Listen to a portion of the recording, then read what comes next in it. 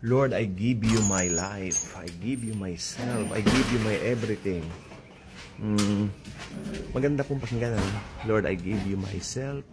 Lord, I give you my life. Lord, I give you my everything. Is that so? Baka kasi maraming masyak pag sinabi ko yung truth. Sabi ng Bible po kasi, the truth shall set you free. Okay?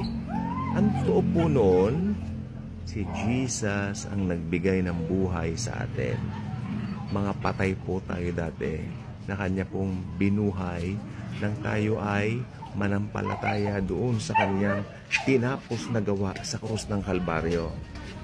Yun po ang buong katotohanan po dyan. At yan po ay dapat po natin isa puso. Lagi po natin tatandaan yan sa bawat araw po ng ating buhay.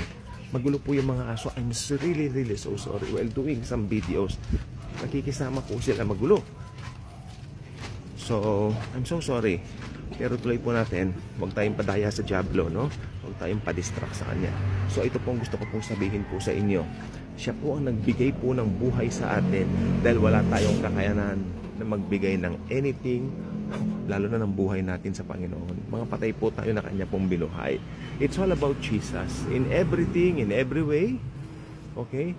Ang Panginoong Jesus lang po talaga ang dapat mataas sa bawat araw ng ating buhay. At alam po yan ng isang totoong mananampalataya. Knowing na pinatawad lahat ng kasalanan natin. Bakit pinatawad? Dahil lahat po ng tao ay nagkasala.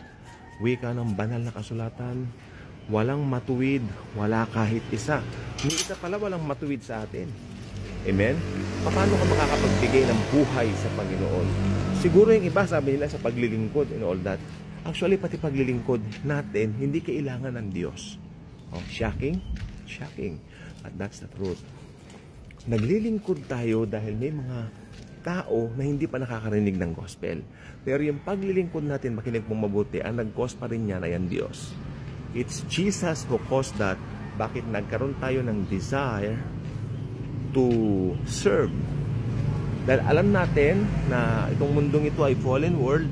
At bilang fallen world, subjective po ang mundong ito, okay, sa catastrophe. Ang number one catastrophe, makinig mong mabuti, na pwedeng maranasan ng tao ay pumunta ng impyerno kapag hindi niya narinig ang gospel ni Lord Jesus.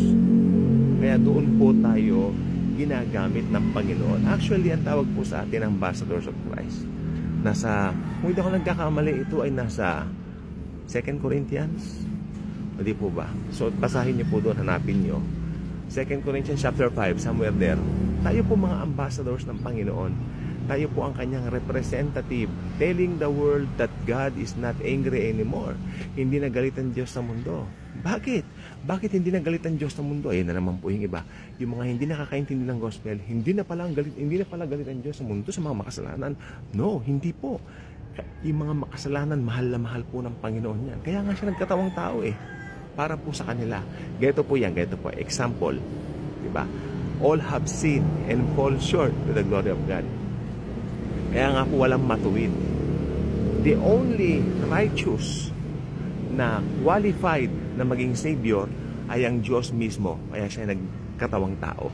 Yan po si Jesus Christ, ang anak ng Diyos. Tanda po niyo sa langit, natahimik po ang lahat dahil walang pwedeng magbukas ng scroll. Kasi ang may karapatan lang magbukas ng scroll ay isang perpektong tao. Pero praise God, meron pong isa. Nagkatawang tao siya. Si Jesus, maski Diyos, nagkatawang tao. Kaya ang buhay niya rito, perpektong tao rin po. Kaya siya po ang qualified na magbukas ng scroll. At dahil po doon, alam natin that we cannot save ourselves. Only Jesus alone Himself, the King of Glory, the King of Kings and the Lord of Lords, is the only qualified Savior. Kaya ang gagawin lang po natin, pasalamatan siya. Kasi lahat ng tao sa mundo mahal niya. Again, hindi na po galit ang Diyos sa mundo. Tayo po ang ambassadors of Christ, tumatayong tagasigaw sa mundo na makipag-reconcile na kayo sa Diyos. Meaning, paniwalaan ninyo yung ginawa ni Kristo sa krus ng Kalbaryo, yung kanyang finished work. Doon lang po magkakaroon ng epekto yung salvation sa kanila. Makinig po mabuti, ganito po yan. Opo, hindi na po galit ang tao. Hindi na po galit ang Diyos sa buong mundo dahil namatay na si Jesus sa cross. Pero pag ang tao hindi niya pinaniwalaan yung ginawa ni Jesus sa cross, dahil yung ginawa ni Jesus sa cross, yun po yung perfect gift ng Diyos sa buong mundo. Yun po ay ang kanyang bugtong na anak. Napakahalaga po niyan. The Son of God, the Lord Jesus Christ, is very important to God. Yung ginawa niya sa krus ng Kalbaryo, it's very, very important. Kaya, pag ito ay hindi pinaniwalaan ng tao, pupunta pa rin ang tao sa impyerno. Although ang impyerno hindi naman po ginawa ng Diyos na sadya para sa tao. Bakit nga ba i-create ng Diyos ang impyerno? Para po sa mga demonyo, sa pangunguna ng diablong si Satanas. Pero dahil ang mga tao pinanganak na may Adamic nature, okay? Kapag ka namatay siyang nandun pa rin ng Adamic nature, walang choice ang Diyos kundi ibulid din siya doon sa pagbubuliran kay Satanas. Pero sa ngayon, again, pag namamatay ngayon ng unbeliever, pumupunta muna sa isang temporary place na kung tawagin ay Hades. Doon maghihintay ng araw ng paghuhukom, para sa araw ng paghuhukom, itapon sila sa Gehenna Hell. I remember one time, we're conducting a service sa isa sa mga kamag-anak, no, ng aming mga ka-brother o ka-sister doon sa isang church dati. At syempre ganun po, magkakaroon ng necrological, na invite po yung pastor doon na magsalita. Natatandaan ko, nag-set up kami ng sound speaker, ganun.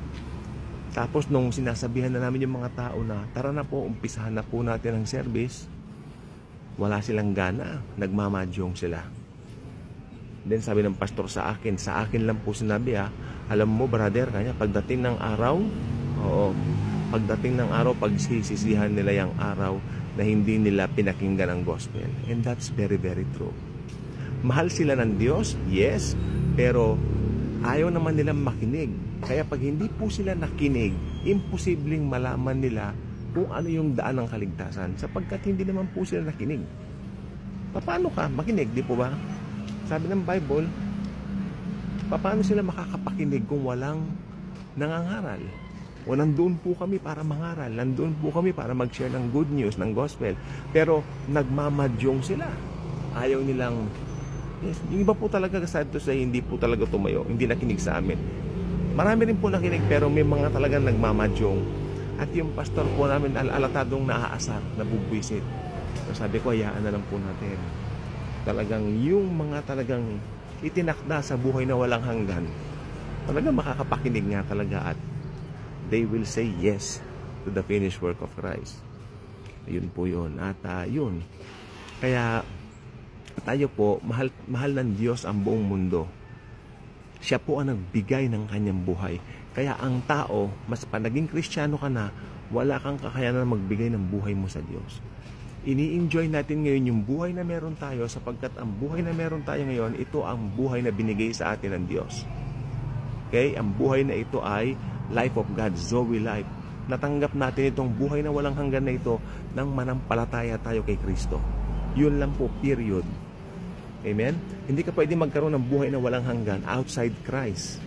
Outside the Lord Jesus Christ, you cannot have life. I'm so sorry, but the only life you can get is the carnal kind of life. Carnality, buhay sa mundo. Hanggang doon ka lang, wala kang direksyon, mabubuhay ka, siguro magiging bilyonaryo ka, trilyonaryo ka, pero matetepok ka rin, mamamatay ka walang araw at pupunta ka pa ng impyerno. O, di ba? Gusto mo bang ganun lang buhay mo? Do you want to possess that? Ayun lang ang buhay mo? Napakawalang kwentang buhay naman nung pag hindi mo nakilala ang Panginoon. It's so sad. Many people choose to live that way. That's why we are here, ambassadors of Christ, to share the good news to them. They need us. Actually, they need us. Dahil tayo ang ambassadors of Christ. Basahin niyo po yan sa 2 Corinthians chapter 5. You will locate it there, somewhere over there. Malulocate niyo. Basahin natin. Magbasa-basa po tayo. Nandito po sa aklat na ito, the Holy Bible, ang lahat ng dapat nating malaman tungkol sa Panginoong Hesus Kristo. Read it. Enjoy.